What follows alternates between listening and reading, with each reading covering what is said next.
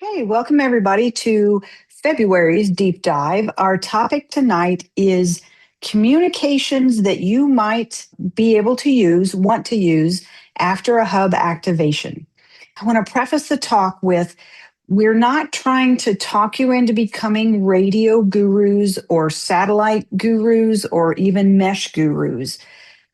But we want you to understand what all these terms mean. When someone says, hey, I could help people out with my mesh core device, we want you to kind of understand what that looks like, the pros, the cons, the limitations, all that. So, and none of these are foolproof.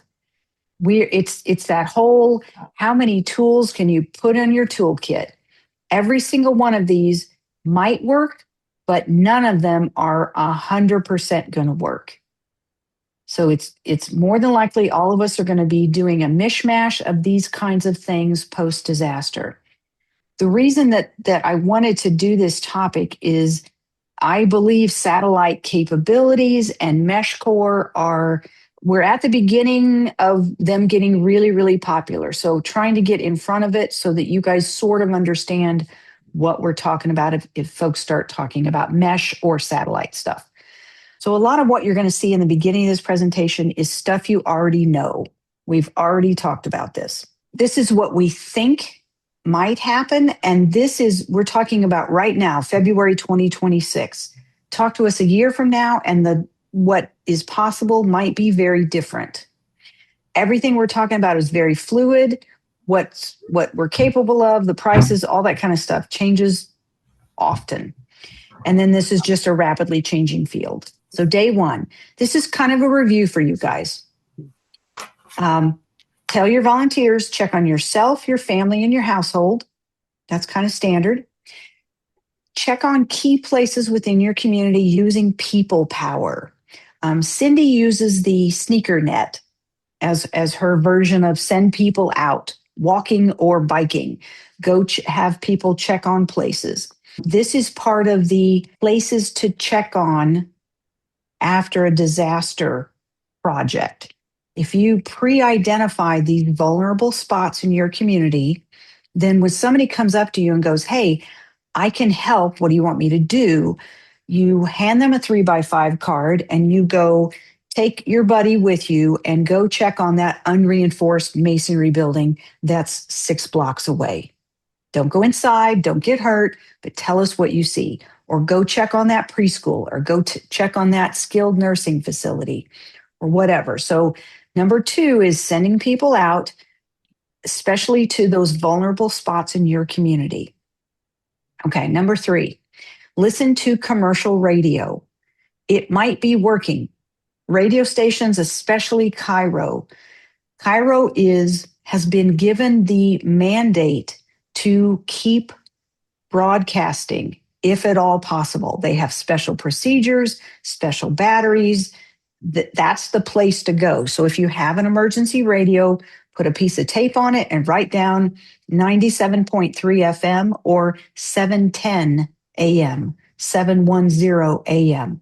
Those are the folks that are supposed to continue broadcasting even after a disaster. What we think will happen is that other commercial radio stations will probably just rebroadcast what Cairo is doing. So in your hub, in your network, your neighborhood, get somebody listening to commercial radio and jot down that information and throw it up on your information boards.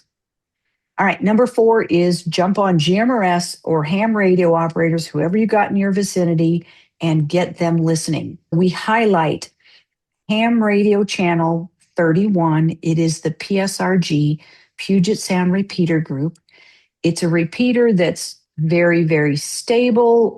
It's got backup power. It's kind of the go-to place to listen for anything the city is putting out. So that's number 4. That's how you get information, is get somebody in your neighborhood listening to those repeaters, 31 first and 35 if you're not hearing anything on 31. So you're putting them there and you're giving them a paper and pencil and telling them to write it down. I'm going to highlight the cheat sheet, which hopefully most of you have. It is geared towards the BTEC GMRS V1 or V2 radios. This is the inside of that laminated cheat sheet. And I'm just, again, highlighting where to send your volunteers to listen. That's the place to go to first for that overview of what do we know about what's going on in the city. Just as a review, number one is people power. Number two is commercial radio. Number three is ham radio. And not necessarily in this order. It's not like these are priorities, but these are the four things that you guys already know about to get information. Our goal is to then start talking about satellite communications and what exactly does that mean? Talk a little bit about satellite usage after real disasters that we've seen. So during wildfires in California, there were thousands of SOS texts sent via satellite over several days while the cell towers were destroyed. We saw a lot of cell towers that were melted or lost power for long term because power lines were down due to the fires. During hurricane, satellite texting worked even when cell service was down, allowing users to reach 911 or emergency contacts. This is just some quick examples of when it's been helpful. There's no activation delay after disaster. The limitation is whether the individual device can connect. So it just comes down to whether the hardware is equipped and you have service. Why does it work? Satellite networks are independent of local cell towers. The infrastructure is a combination of ground stations on Earth that are connected to the internet and satellites orbit Earth. So as long as you have a device that can talk directly from the ground to the satellite, um, and establish that two-way communication, and the ground station can reach the internet, you're good. And ground stations are typically located around the country, around the world, and certain types of satellite networks can create a mesh between themselves. So even if the ground station that's closest to you is not working, they can send data on through their own network until they're able to reach a ground station that can't connect to the internet. Doesn't really matter if anything in between you on the ground is damaged. Uh, Here's a infographic with some differences. So there are both geosynchronous and low Earth orbiting satellites. Geosynchronous satellites have to orbit at a much higher altitude. Low Earth orbit satellites can get closer to Earth, which allows them to send data faster.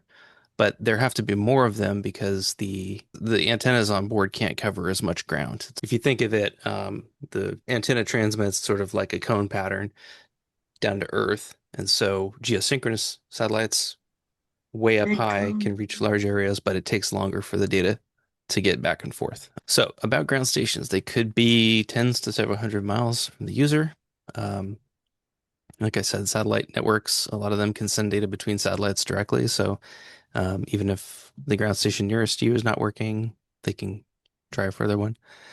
Automatically redirect. And call out here is you are not talking directly to another person. So just because two people that are in the same affected area can talk to each other through satellite, they're still using the same infrastructure as if they were hundreds or thousands of miles away.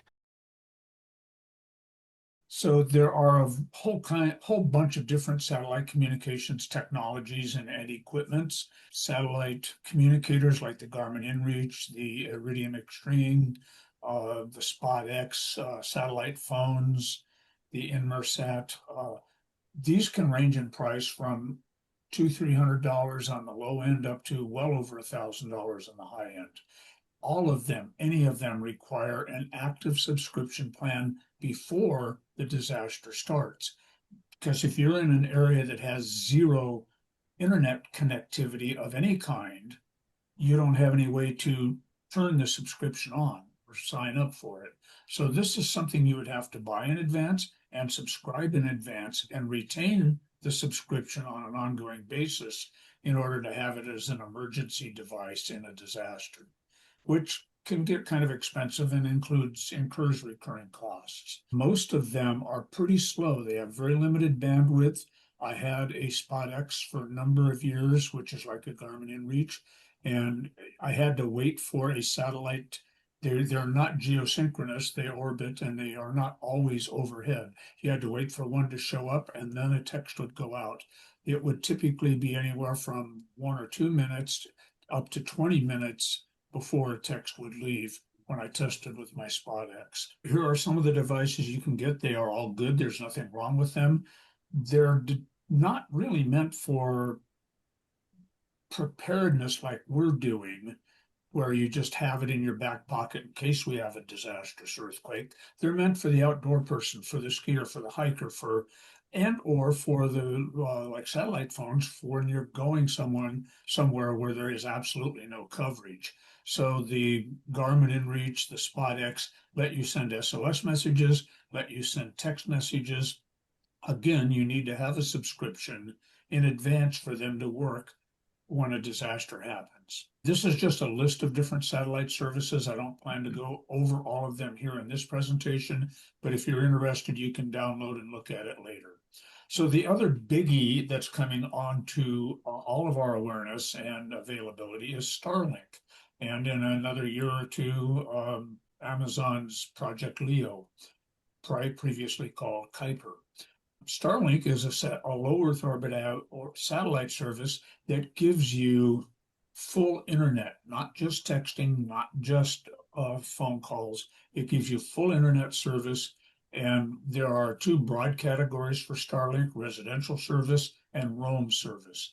We're going to talk about the roam service only here tonight. The hardware costs anywhere from $200 to $500, depending on the phase of the moon, the height of the tide, and the day of the week. Starlink changes their prices all the time. You have to activate them on the roam plan for a $50 a month plan for the first month. After that initial month, you can drop it to what's called a standby plan, which is $5 a month. And that standby plan gives you unlimited amount of data, but it's speed restricted to half a megabit to 500 kilobits a second. That seems incredibly slow. It's a little faster than old dial-up was, but that supports voice calling, that supports text messaging, that supports email if you're not sending big attachments or big pictures, that supports limited web browsing. It supports most apps such as WhatsApp, such as mapping apps. So that's an incredibly powerful data plan for $5 a month. If you need more, you can use that plan to upgrade your Starlink service because it will be live all the time. Starlink connects wirelessly with anything that can connect by either Ethernet cable or Wi-Fi to the Starlink Mini. It has an Ethernet port to connect that way, and it has a built-in Wi-Fi router. So it's an all-in-one package, very small. Here are some of the comparisons of different services. We talked about satellite phones and satellite communicators. They are slow, they have limited bandwidth. They do require a monthly plan, and the plans, what I saw, ranged from maybe $12 a month, I think was on the low end, $15 a month. Just to have then that's for like the InReach or the Garmin or the SpotX. That satellite phones are much more expensive. But that's the minimum you're going to pay with that kind of a device. Starlink service we talked about, it's faster, there are more options to connect. And after the first month, you can do that for about $5 a month. Are you understanding the difference between a satellite phone, satellite communication device, and Starlink? Any questions? This is the time to ask. Does the Starlink run on battery? The Starlink comes with an AC power adapter, a wall wart. It will run on anything from 12 volts to 48 volts. So yes, it doesn't include a battery, but aftermarket batteries, there's a variety of them available. And we'll touch on some battery costs here in a minute. Using Starlink, any smartphone, if it is able to do Wi-Fi calling, will work with it. Now, you do have to have a phone number on that smartphone. A out-of-service phone isn't going to give you any calling capability. It'll let you do apps. It will let you do potentially email, depending on, but it won't do phone service without a phone number. like phone texting or voice calling, just to be aware. But any phone pretty much that is a regular cell phone and has Wi-Fi calling capability will work with Starlink. Uh, Not talking about Starlink, newer smartphones, the iPhone, i14 Plus, the Google Pixel, the Samsung S25, all have some form of direct-to-satellite capability built in. However, you need to be careful. First of all, they have an SOS mode. SOS mode doesn't let you send a text to just anybody. It sends an SOS text to a national call center that will route that back to an emergency response, a search and rescue service, or something like that. Those services are not meant for a big disaster. They're meant for, again, the outdoor adventure and so forth and so on. T-Mobile has direct to satellite service available. It's included in some of their higher end plans. It is available to any T-Mobile customer and to any other carrier customer if you get a T-Mobile account for that satellite service. And with that, it only supports phones that have an eSIM capability, electronic SIM. Most newer phones have that. Many older phones don't. Most older phones don't. So you can get service with T-Mobile even if you're a Verizon or AT&T customer or some reseller customer, but you have a separate account with T-Mobile for satellite service, and that's available. Check with your carrier to find out if your phone supports SOS messaging or has a text to direct to satellite connection capability. It's fairly limited right now as to what's available. It's a rapidly growing capability. Over the next year or two, I would expect to see a lot more happening in this arena. But some cell phones today can do that. I won't say many or most, but certainly some. Cell to satellite is at best a weak connection. Your cell phone is designed to talk to a cell tower a mile or two away. It's not designed to talk to a satellite 400 miles above you. So keep in mind, it's a weak connection at best. It's going to drain your battery rapidly, way faster than normal cell service. And that SOS messaging specifically goes to a national emergency call center, which directs it back to search and rescue resources. It's not like calling your local 911. What's it take to power Starlink? It comes with an AC power adapter. The Mini requires 20 to 30 watts of power on average. A small power bank like what's shown here, 200 watts, 20 amp hours, will run it for about 3 hours. I own one of those. I own a Starlink Mini. I own the power bank shown, and I get maybe 3 hours out of it. There's a product called Peak Dew that clips on the back of the Starlink Mini that will run it for about 5 hours. Prices vary. This from Amazon today is about $150, the one showing there. I don't know. I think Matt was saying it 139 directly from Anchor. I'm not sure, but that's not uncommon for that size power bank. The good news is you can use it for other things. You can recharge your cell phone from it. It's got uses besides only running, but you need a USB-C PD power delivery port out of whatever power bank you have to run the Starlink. Practical limitations. Who are you going to contact? Remember, primarily you're going to be able to reach out of disaster area resources. It's going to be difficult at best, even if somebody has direct to cell or Starlink, to reach somebody in the disaster area. Doubtful local 911 is going to be doing much of anything. Even if you can get to them, they're going to have their hands full in a disaster response mode, at least in the first few days. Whatever power you have, manage it carefully. Turn your phone off, turn your Starlink off when you don't absolutely need it. Check messages every half hour or every hour. Power up, do that, power down. Make that battery last. If you do manage it carefully, you can make even small batteries last for several days, because 3 to 4 hours of use, 10 minutes at a time, can be stretched out for quite a while. So be careful, be judicious on how you use any electronic device that you're running in an emergency environment. Anything satellite needs a clear view of the sky. None of them work indoors. Generally, cloud and rain do not affect the satellite communications we're talking about. It's not like the old DirecTV where a heavy storm would take out your service. Could have an impact, but with Starlink, I've never seen reports of anybody having a problem in bad weather or storms. With direct cell to satellite, I don't know, because the cell phone has such a much smaller transmitter in it that could impact. Heavy cloud cover, heavy rain, water can affect the signal. Seattle is one of the most densely Starlink populated places in the country. So there's a lot of people around here that have Starlink. It's not uncommon. You ask your neighbors, you probably find one that's got a Starlink. If they RV, they're going to probably have one. If they do anything like that where they're out and about, it's not unusual these days. It's become very popular. So if you have a disaster and the hubs are activated, just asking your community, does anybody here have a Starlink, putting a notice up on your bulletin board? It would not surprise me if somebody in your hub community or in your neighborhood would have that resource. And it's going to grow over time. More and more people are getting them. Congestion.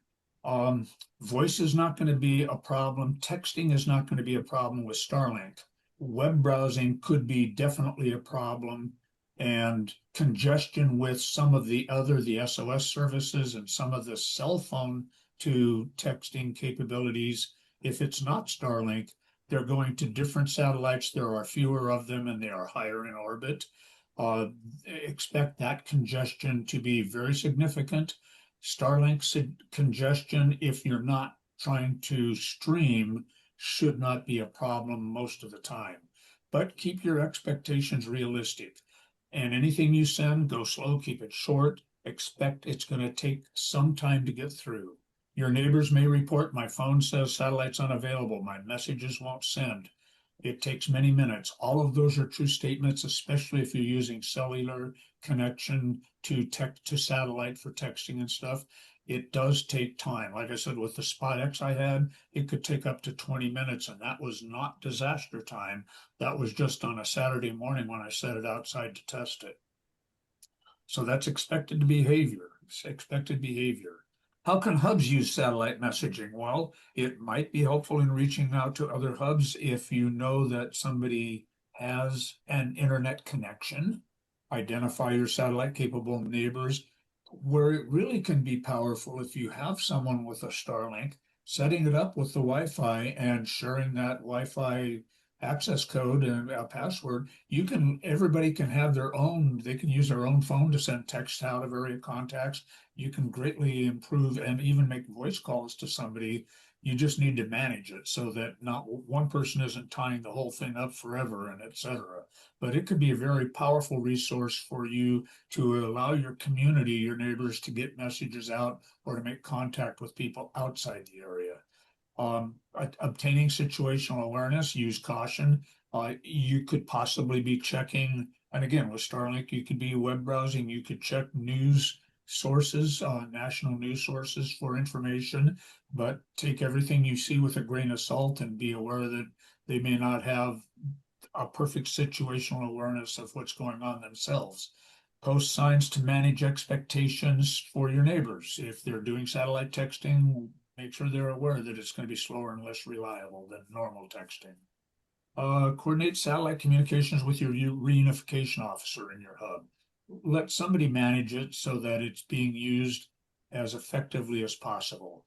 And then keep in mind there are many other programs for getting I am safe messages out. I think we've demonstrated the I am safe messaging with WinLink to the hub community.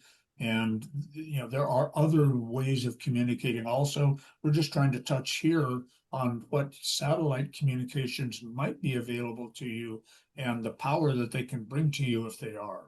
If you would like to discuss any of this in much greater detail, I'm happy to talk to anybody about it. You can reach out to me directly. My email, our addresses are on the slide. My cell phone's on the slide. If I don't recognize the number, I probably won't answer it, so leave a message or text. I'm happy to meet with you individually. I'm happy to come to a hub and talk to you. I'm happy to bring equipment and demonstrate it. And there are many more things than what we've talked about in this presentation.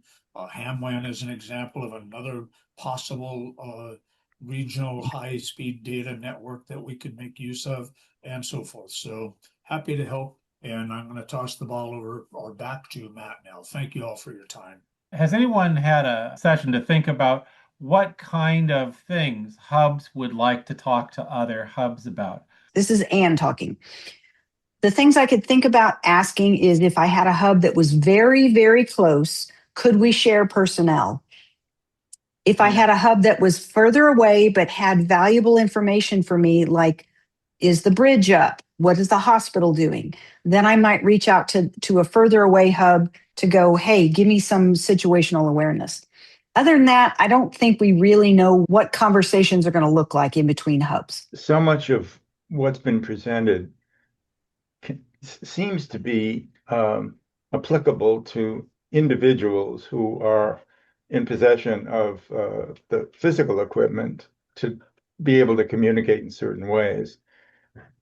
So my question is there a protocol for what the hub capability should be in terms of the equipment that it should own and the training that it should have, kind of on behalf of the entire community that it's intended to serve? We are not there yet. If we're headed in that direction, that is a steering committee kind of decision. Maybe we'll be talking about that a year from now. We are not advocating that any hub goes out and buys a Starlink or anything like that. What we would like for everybody to think about is how can you find the people in your community that have them? And that's just putting a sign up going, hey, does anybody have Starlink? Come talk to the reunification officer or whoever. Or if somebody says, I have satellite capability, the hub should say, great, go over there and we'll send people to you and you help them communicate. And you, the person with satellite communications, needs to monitor that people aren't standing there streaming YouTube videos, that they're using it to contact, I don't know how you're going to do that, but hopefully the bandwidth that you do have could be used responsibly. So that's kind of the issues we're trying to get folks to think about. The Seattle Emergency Operations Center has a commercial Starlink on the roof. The fire department's operating center has a Starlink on the roof. All of the fire department battalion chiefs have Starlinks in their vehicles. The police department is submitting a grant to put Starlinks on all of their command vehicles. Everybody has recognized just how valuable the benefit of having Starlink communications is to disaster response and disaster communications. If you have a Starlink. All right, so I'm going to talk about another fairly resources that is available to help us communicate after disaster, and that is mesh radio. I'm specifically going to focus on Mesh Core because that is what is deployed and working in this area, so it's really the most prudent to focus on. There is an older project you might have heard of called Meshtastic. It's largely the same thing, but it's also fallen out of use in our area, just because of the density and the topography of the area. It's just not as efficient. It doesn't work as well. And then I'm also gonna mention another tool called BitChat at the end that I've mentioned before, you might have heard of. So MeshCore is a cross-platform system, meaning it works across Android, iOS, and even laptops if you connect your radio to it. It enables secure text communications utilizing LoRa radio hardware. LoRa is long range. It's not super long range, but it's longer than a lot of things with the similar size and power. It can be used for off-grid communications of all kinds, emergency response, disaster recovery, outdoor activities like hiking, skiing, snowboarding, security, law enforcement. It's really open to anyone to do anything that they can do with it.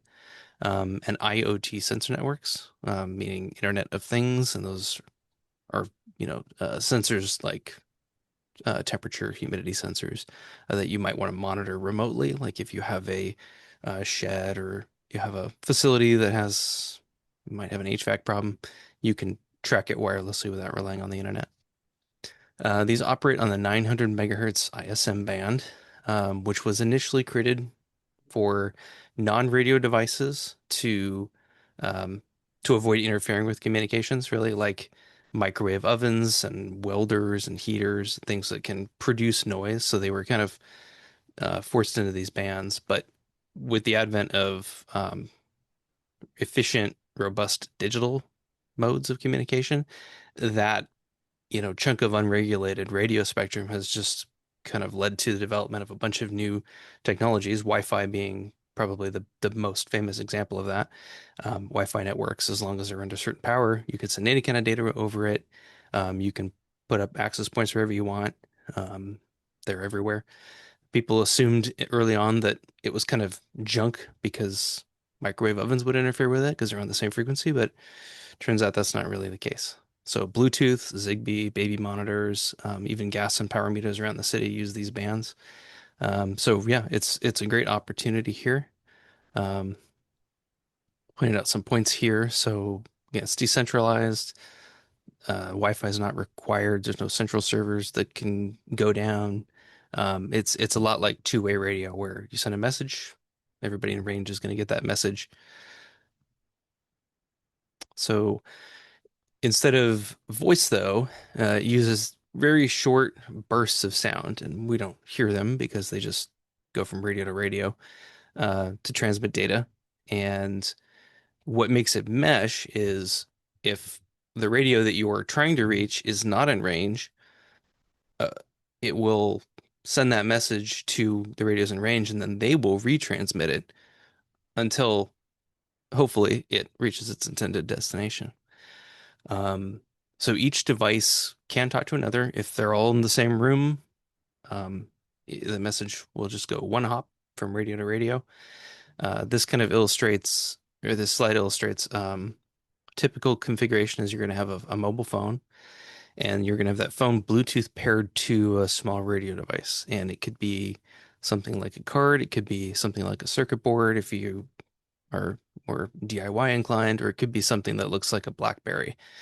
It's got a screen and a keyboard built in, so you don't need any other device. It's got everything. You charge it just like a phone, use it like a phone, except there's no voice, there's no internet. It's just text messaging like a pager.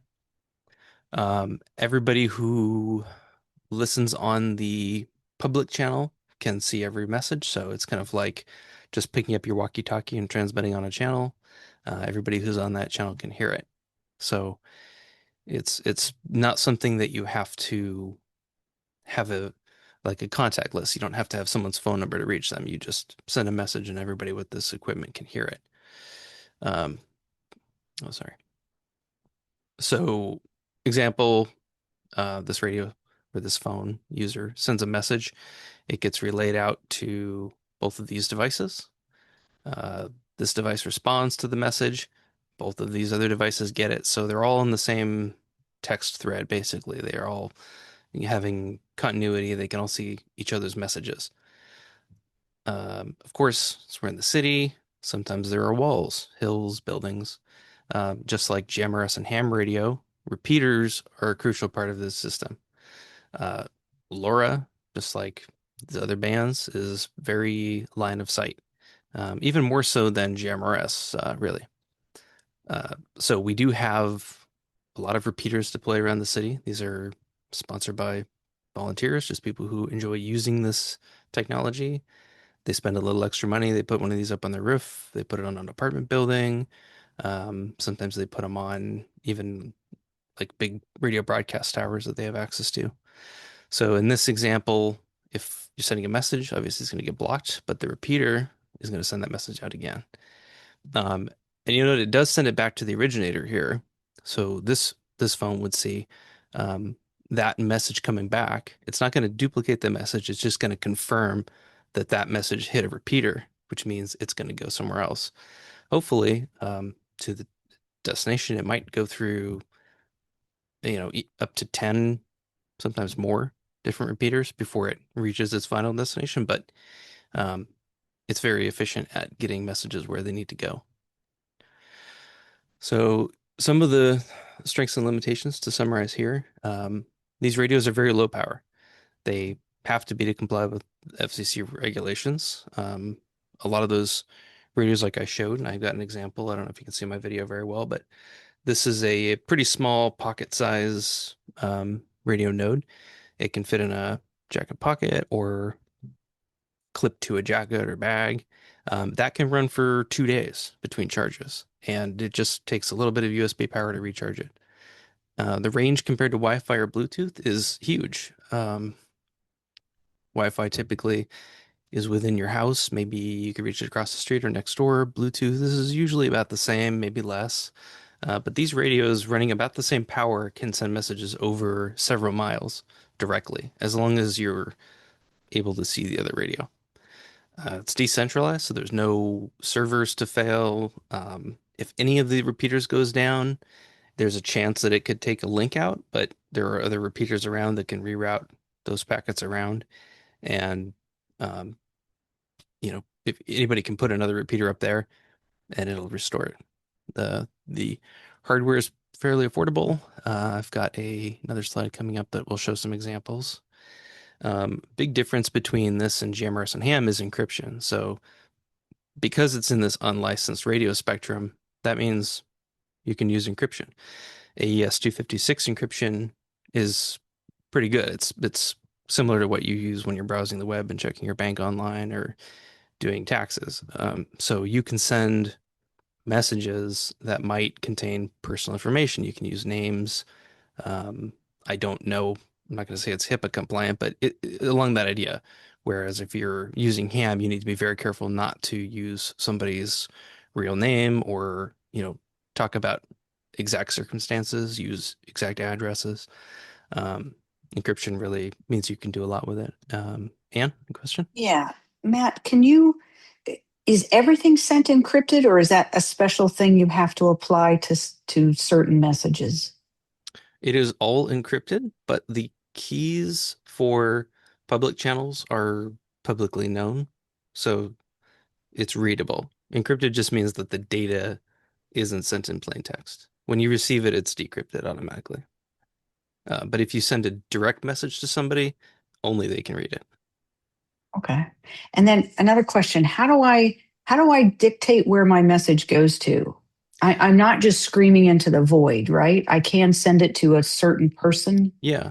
So it uses channels, kind of similar to what we have in Discord, or I guess another analogy is just radio channels. So you have a channel called public that is preloaded on every device. So as soon as you install the app and set this up, you'll see a channel called public, and whatever you type in there, anybody who's looking at the public channel can see it. That's just what it is. You can also freely create either public or private channels. I created one for Seattle Emergency Hubs. And if anybody wants to talk about Hubs business on MeshCore, all you would do is add a new channel and type Seattle Emergency Hubs. That's all you need. So it will figure out the rest, and it will allow you to see those messages. So a hub could create its own channel, like the Broadview hub or whatever, and everybody Yes. that had a mesh core device could sign up for that channel, and you're all texting one another. Yes. And Okay. random stuff won't land in that channel unless somebody actually goes to it and posts it in that channel. Okay. Sweet. Yeah. So it's kind of self-organizing. And if there's something that's actually secret and you don't want people to see it, you can create a private channel, but you have to share the private key with the people that need to connect to it. So the easiest way to do that is like have a QR code that they scan, and that would allow them to post in your private channel and see what's been posted. Todd? Yeah, the recipient has to be on air though to get the message, right? There's no recording as there is with a text message. That is correct for the most part. There is another type of role called the room server that can store messages and for them to be retrieved later. So it's more like a chat room where it's more it's persistent. I didn't really touch on that here because there aren't very many, and I feel like the implementation isn't super well baked yet. But I think that that's something that we'll see take off more in the future.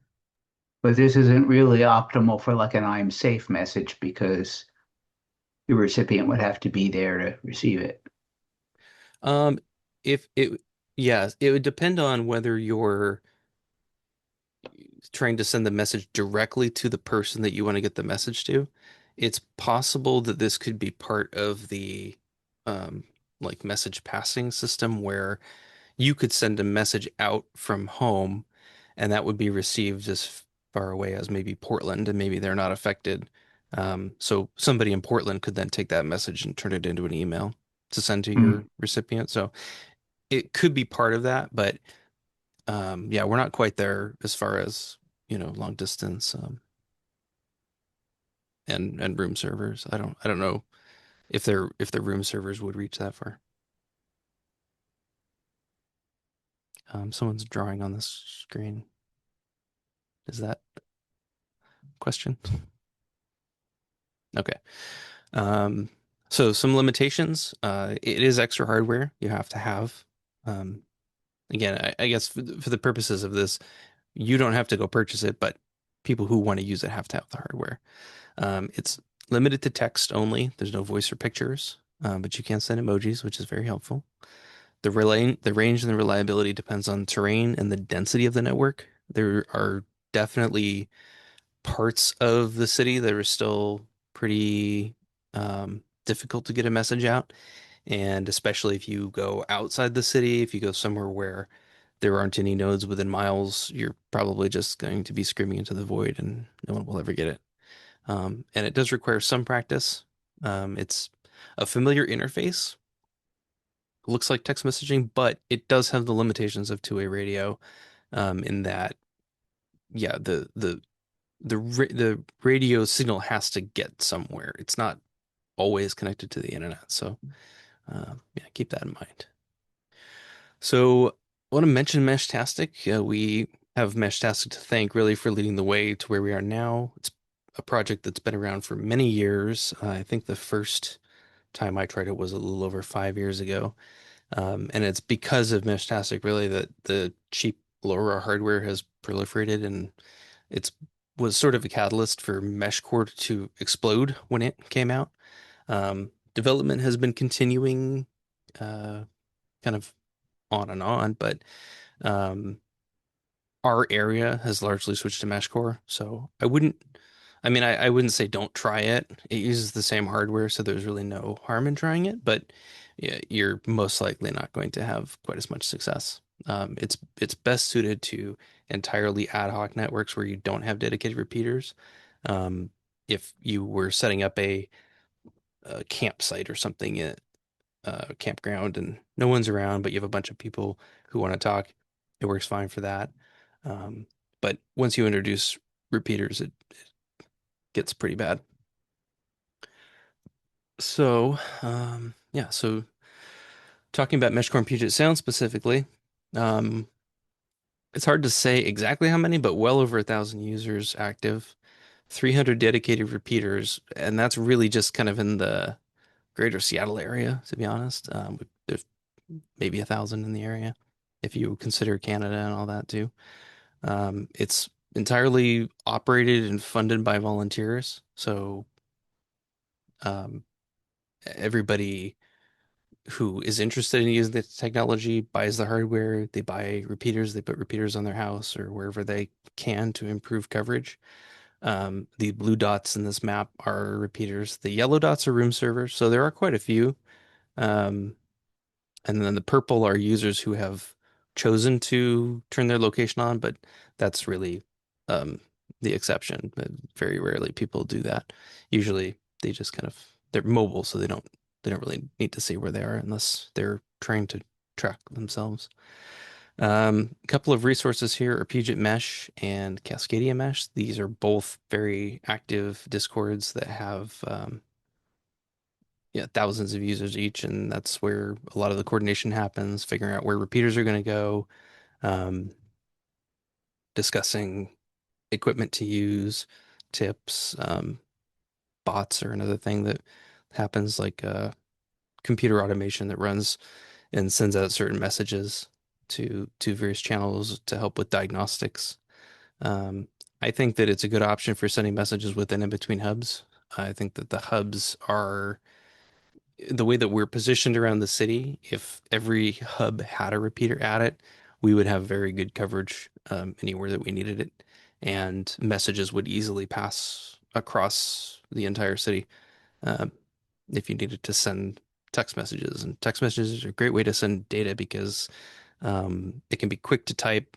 It's very robust. It's not like the manual ACS 213 where you have to speak slowly and repeat yourself 2 or 3 times and handwrite things and then try to copy it. You send it, everybody gets it right away. There's very little delay. So, as far as what you can do now, if you're interested, you can purchase a node for yourself. You can purchase a pack of nodes for your hub if you want to. Install the mobile app, practice with it. And if you have a good location, put up a repeater. There was a recent talk given by some Puget Sound repeater group members in the ham radio community. And one of them lives near the Beacon Food Forest, and they actually put one on top of the hub there. Yeah, in the video I saw. So, that there's some that are good locations, some may be worse, but if you can find something, I think nearby my hub, I have a gym building that's probably 40 feet tall. So maybe putting one up there would be a good idea. There are also some workshops coming up if you want to really deep dive on this. Saturday, February 28th, just in 2 days, and March 14th, from 2 to 4 p.m. There's going to be a couple of hands-on workshops. And if you have hardware at that time, the next one's probably too quick, but you might be inclined to buy something for the next time around. They'll help you get it set up and connected to the network. And you can check our website, seattleemergencyhubs.org, for more details about those. Okay, so specific hardware that you might see. This one's called the Wiz Mesh Tag. This is one that I like. So what I typically carry. It has probably 3 days of battery life when paired with the phone and actively sending and receiving messages, which is very good. Considering it's just like the size of a thick credit card. It's weatherproof, so it protects against dust and water. It has GPS built in if you wanted to use it to broadcast your position or attach it to something that you want to track. You can set it up to automatically send out a location. It does require the phone. The other one I mentioned before, the BlackBerry style. This is made by a company called LilyGo. It's called the T-Deck. There's several different variants. Some come with cases, some you have to source a case yourself, but it's about $71 for one that has a case. Now it's not quite as robust as a BlackBerry. It's not really weather and dust proof, but it has I think a metal case, so it's pretty good. And that's a good choice if you want to have an all-in-one device that doesn't need to be tied to a phone or tablet. Very common DIY device is this Heltec V4, it's called. And this one's commonly used for fixed locations like a repeater, a DIY repeater, because you can use any size of battery with it you want, from a single like AA size battery up to a huge battery that can run it for several weeks at a time. It also allows you to use an external antenna. It has an antenna port on it right here, so you can connect a big, like 2 foot long antenna to it if you want to improve range. But as it is, it doesn't really work without you purchasing something to attach to it. So um, it's not a good first device. It's just a good cheap device. The solar node from SenseCap is a good kind of all-in-one if you think you've got a good location, you want to put up a repeater, but you don't want to invest a lot in finding a waterproof case and buying antennas and buying batteries. It has all that built in, and that's about $96. I'm still stuck with encrypted when everybody sees every message. So they don't see messages that they aren't supposed to see. Oh, So you can, if the two of us were together, I could scan your private code and you could scan or my private key, not the private key, but we could exchange public keys in person. That would allow us to send DMs across the network that only we could read. So the message will hop through other people's radios, but they can't decrypt it. It just gets forwarded. And so Thank once you. the person who has your key gets it, then they can read it. Thank you.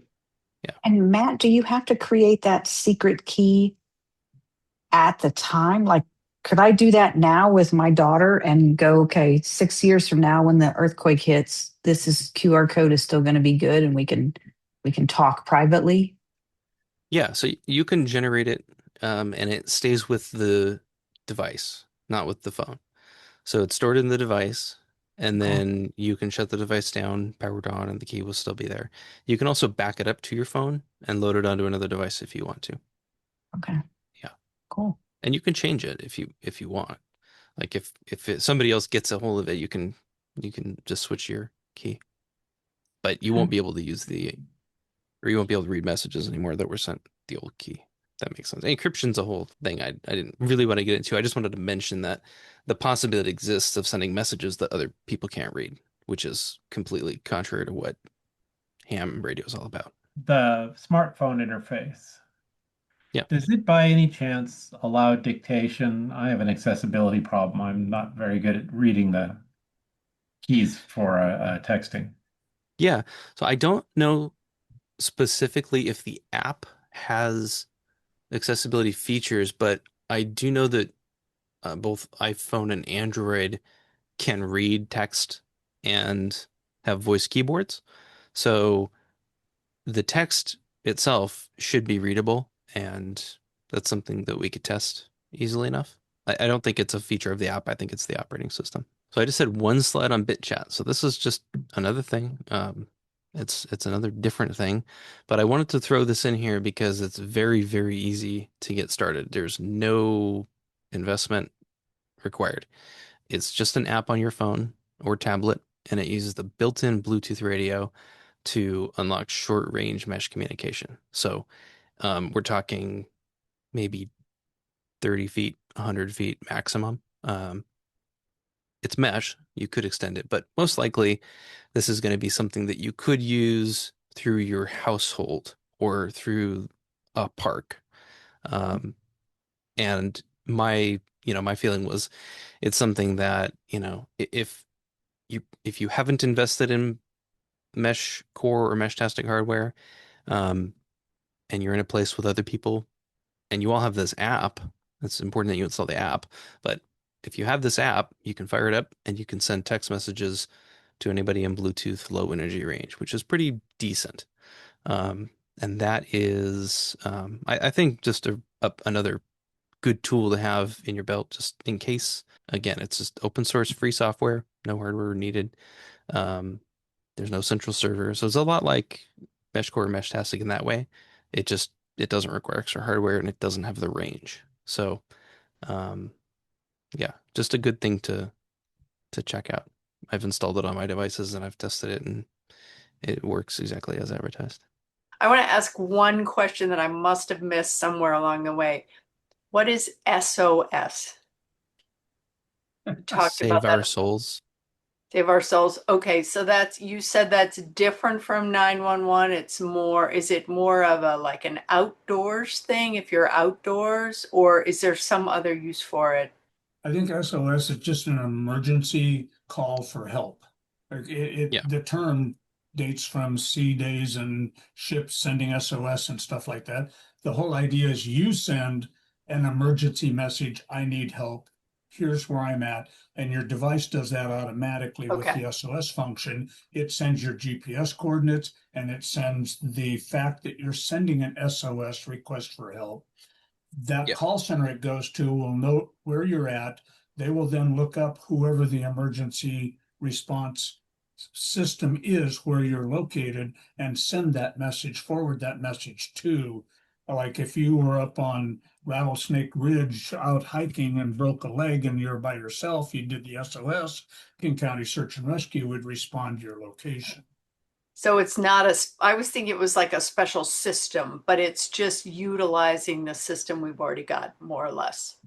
Yeah. Using Okay. existing And systems. it works that are- like these beacons. Basically, the idea is if you're hurt, injured, all you have to do is press a button and somebody will come and help you. You don't have to explain what's going on. The newer messengers give you more options, like they can ask questions, but somebody will come and look to see what's going on. Okay. Did we get the point across that there's a lot of options out there and that they are growing? Well, I think the role of the reunification officer is going to change a lot from just helping coordinate this I am safe message over WinLink and ham radio frequencies to just a whole different world that we're just now kind of seeing roll out. And voice radio still has a place. I mean, it's still very valuable to be able to pick up a radio and say something to a group of people, but sometimes a text is just better. Good night, Carl and everybody. Matt, thank you. Bye-bye. Good job, Thank you. That guys. was great.